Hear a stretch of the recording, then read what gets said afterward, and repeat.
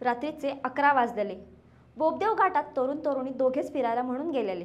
पण अंधाराचा फायदा घेत नराधामांनी दोघांसोबत केलेल्या कृत्यानं संपूर्ण महाराष्ट्र हादरला आहे. पुण्यात 21 वर्षीय तरुणीवर गँगरेप झाल्याची अत्यंत संतापजनक घटना घडली आहे.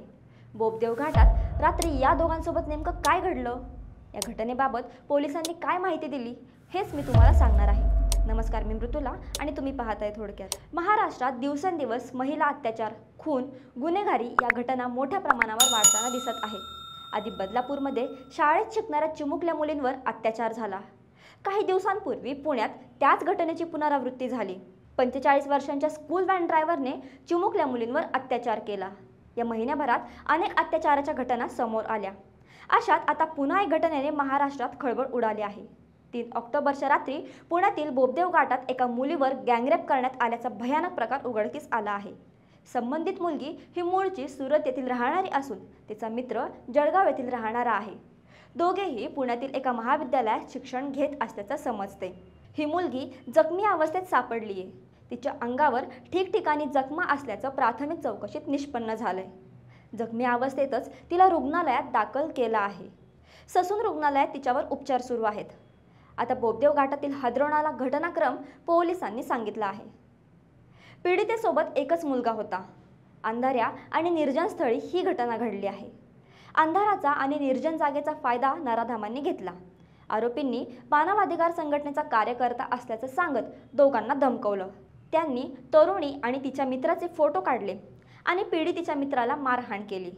त्यानंतर त्याला एका झाडाला त्याच्याच बेल्ट आणि शर्टने बांधून ठेवलं, अशी माहिती पोलिसांनी दिली आहे. नंतर तरुणीला कारमध्ये बसून थोड्याच अंतरावर नेण्यात आलं. तिथे तिच्यावर तिघांनी बलात्कार केला.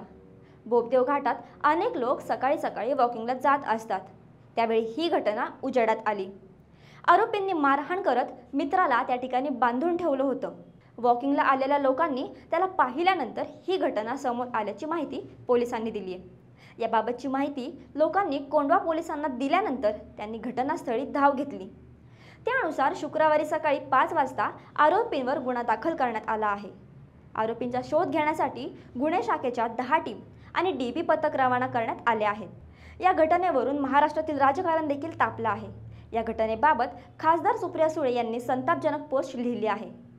दुर्दैवाने महाराष्ट्र महिलांसाठी सुरक्षित राहिलेलं नाही, असंच म्हणावं लागत आहे. शासनाने सदर घटनेतील आरोपींना गजाआड करून त्यांच्यावर कठोर कारवाई करावी, अशी मागणी सुप्रिया सुळे यांनी केली आहे.